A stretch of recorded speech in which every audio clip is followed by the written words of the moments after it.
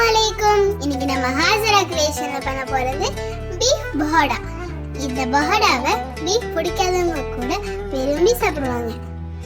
அதுக்கு தேவையான பொருட்கள்: 250 ml கப்ல 1 கப் கடலை மாவு, 1/2 கப் அரிசி மாவு, 1/2 கப் கார்ன்ஃப்ளவர் மாவு, 1 கப் மைதா மாவு, 2 முட்டை, 1 கிலோ சுத்தம் பண்ணி வச்சிருக்க மாட்டுக்கறி, 1/2 எலுமிச்சைப்பழம், 2 டீஸ்பூன் இஞ்சி பூண்டு பேஸ்ட், ஒரு மீடியம் சைஸ் வெங்காயம், 2 பச்சை மிளகாய், கைப்பிடி அளவுக்கு கொத்தமல்லி, மிளகாய்த்தூள் 1 டீஸ்பூன், மஞ்சள்தூள் 1 டீஸ்பூன், மிளகு ஜீரகத்தூள் 1 teaspoon, pepper 1 teaspoon, garam masala 1 teaspoon, தேவையான அளவு உப்பு. ஒரு பாத்திரத்துல பீஃப் முழுகிற அளவுக்கு தண்ணி ஊற்றி மஞ்சள்தூள் 1 டீஸ்பூன், தேவையான அளவு உப்பு போட்டு 2 டீஸ்பூன் இஞ்சி பூண்டு பேஸ்ட் சேர்த்து 15 மினிட்ஸ் நல்லா கொதிக்க விடுங்க. கறி நல்லா வேகணும்னு அவசியம் இல்லை. 15 மினிட்ஸ் நல்லா கொதிச்சதோட கறியை தண்ணியை தனியா வடிகட்டி எடுத்துக்கோங்க.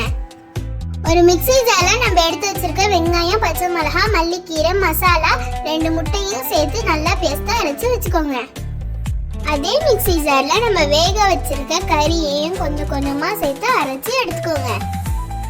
ஒரு பவுல்ல நம்ம அரைச்சு வச்சிருக்க பேஸ்ட், மைதா மாவு, கார்ன்ஃப்ளவர் மாவு, அரிசி மாவு, கடலை மாவு இது எல்லாத்தையும் சேர்த்து நல்லா சலிச்சு வச்சுக்கோங்க.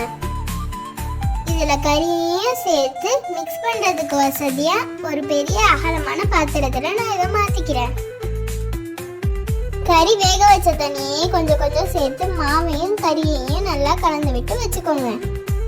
1/2 எலுமிச்சைப்பழ சாறையும் சேர்த்து நல்லா கலந்து விட்டு எடுத்துக்கோங்க. கலர் ஆப்ஷனல் தான், உங்களுக்கு விருப்பப்பட்டா நீங்க சேர்த்துக்கலாம், இல்லைன்னா ஸ்கிப் பண்ணிக்கலாம். கொஞ்சம் கலரை தண்ணியில மிக்ஸ் பண்ணி நான் இதுல சேர்த்திருக்கேன். நல்லா கலந்து விட்டு எடுத்துக்கோங்க. ஒரு கடாயில பொரிக்க தேவையான அளவு எண்ணெய் ஊற்றி எண்ணெய் லைட்டா சூடான பிறகு 2 டேபிள் ஸ்பூன் அளவு எண்ணெயை அந்த கறி கலவையோட சேர்த்து கலந்து விட்டு வச்சுக்கோங்க. பஹோடா மாதிரியே கையாலேயே உதறு தொட்டு போடுங்க. கட்டி கட்டியா உருண்டை பிடிச்சி போடாதீங்க. கட்டி கட்டியா போட்டீங்கன்னா கறி வேக லேட் ஆகும். 2 பக்கமும் நல்லா பொன்னிறமா பொரிச்சு எடுத்துக்கோங்க.